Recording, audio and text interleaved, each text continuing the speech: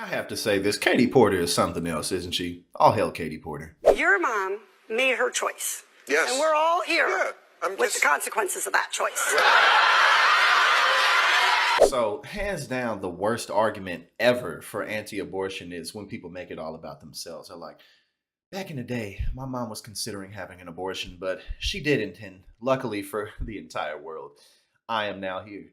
If my mom would have gotten an abortion, no one would be able to absorb and bask and marinate in my magnificence and my light and my beauty and my sexiness. Look, I am pro-choice, but I mean, I'm a little squishy and always have been because they told my mother after my sister, very difficult birth, she shouldn't have another one. So knowing that I could have been on the cutting room floor, And it's just like, you know what?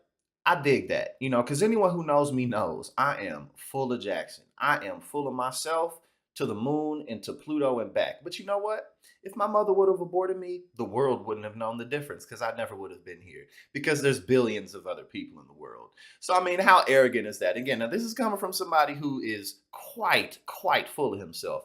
I say that loud and proud. I don't really care. But again, you know what? There's 8 billion other people in the world, and the world would keep on ticking if I wasn't here. Because it's like, they make the argument like if I got aborted, everyone else would have gotten aborted too.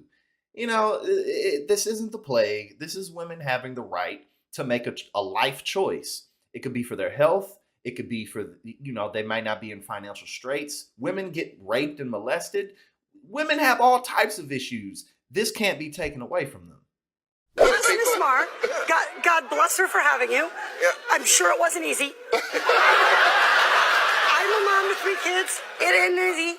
But the point is, she and your father, and she made her choice. And then it's just like, these people do not care about the average life. They don't care about the average person. I mean, these people are literally against a society that supports people. And their whole philosophy is do everything by yourself. You have to be independent. You have to pull yourself up by the bootstraps, which is a complete oxymoron to you pretending like you care so much about people who haven't even made it here yet. You mean to tell me that a little zygote that's 8 weeks old, right? A woman could be a week late, 2 weeks late. A lot of women frequently have late periods. Women have irregular periods.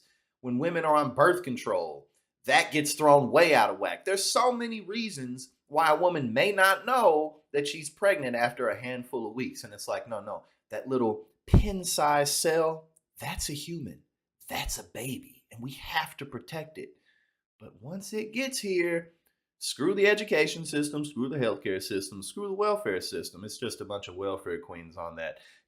Who cares about increasing wages? Just get a better job. It doesn't matter where you live, just get a better job. All this black on black crime, but you care about these black babies. But you don't care about improving the city conditions that would maybe lower the risk of people getting into the life of crime because they don't have any jobs or education around them. Because these people don't care about the average life. what? Why is that so terrible? But I get it. I have to say this. Katie Porter is something else, isn't she? All hail Katie Porter. No, but really, seriously, she's awesome.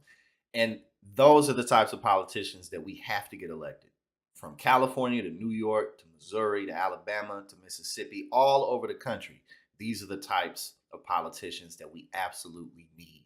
Because these are the people who care. These are the people who come from backgrounds to where they can relate. These are people who have children. These are people who have the same types of concerns that everyday average American citizens have. We don't need a bunch of gajillionaires in Congress. Okay, a couple of them here and there. I'm not against that. You know what I'm saying? I'm not against that. But pretty much most of the people who are in Congress and the Senate have been there since Bill Clinton was in office. They're the people who set the modern tone. They're the people who ruin the Democratic Party and who, provide no opposition and resistance to the Republican Party. So again, Katie Porter is absolutely amazing. And we need much more politicians like her in office. So let's do what we got to do in the midterms in 2024 and beyond, of course.